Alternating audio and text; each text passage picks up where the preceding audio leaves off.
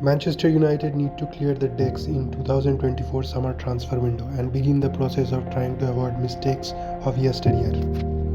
If Sir Jim Ratcliffe corrects just one department at Manchester United this forthcoming summer, it has to be the recruitment department. For far too long, United have been guilty of overspending on players courtesy of poor strategic planning and rash decisions making.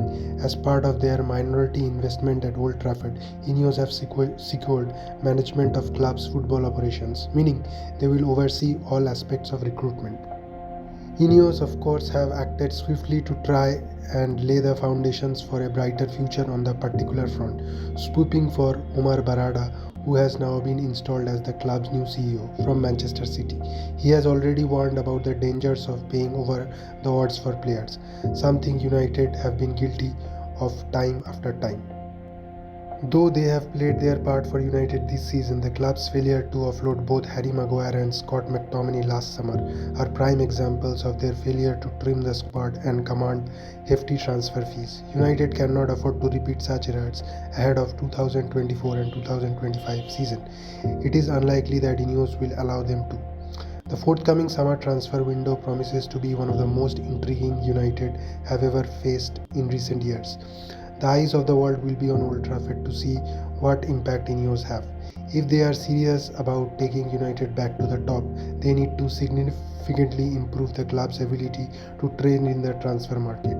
Looking ahead to the summer, the Reds have been whole host of players on their books who need moving on permanently. Focusing primarily on those who will be under contract at the beginning of next season, you can argue that a minimum of 11 players need selling, both for the benefit of the club and each individual's career. Aaron Wan-Bissaka, Victor Lindelof have both had their contract extended until June 2025, meaning United have avoided the risk of losing them for free this summer.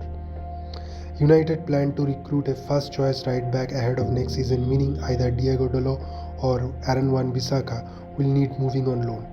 Dalot has a higher ceiling, meaning it would make sense to cash in on Wan-Bissaka this summer, with the next transfer window representing United's last chance to try and secure a respectable fee for him. The same can be said for Lindelof. United want to sign a new centre-back this summer, meaning the Swedish game time could be reduced even further, resulting in his valuation dropping. Other United defenders are not safe from being sold either. Will Fish, under contract until 2025 with the option to extend for a further year, is currently on a second loan spell at Hibernian in many of the seasons, meaning with all due respect, he is never likely to make the grade at Old Trafford and become a regular under Eric Ten Hag. Brandon Williams and Alvaro Fernandez both have clauses within their contracts for additional one-year options to be triggered, meaning they could then pave the way for potential offers to come United's way, so long as suitors have already declared interest. The deal, which saw Benfica sign Fernandes, includes an obligation to buy if he starts 50% of the matches, and they will pay £6 million plus £3 million in potential add-ons.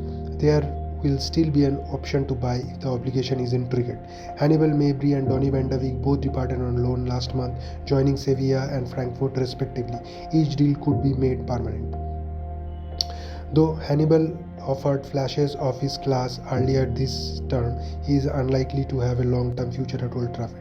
Van der Beek needs moving off the books as soon as possible. In forward areas, Facundo Pellistri and Jadon Sancho departed on loan in the January window, potentially ending their hopes for long-term future at Manchester United. Sancho have been frozen out by Ten Hag since September after a public fallout. If both players impress during their respective loans at Granada and Borussia Dortmund this summer, would represent an opportunity for United to cash in. The sales of both players would almost certainly see them record losses though.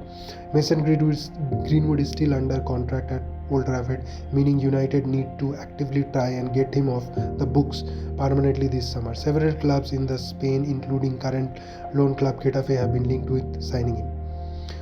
Omari Forsan may also be sold for a fee if United tie him down to a new contract.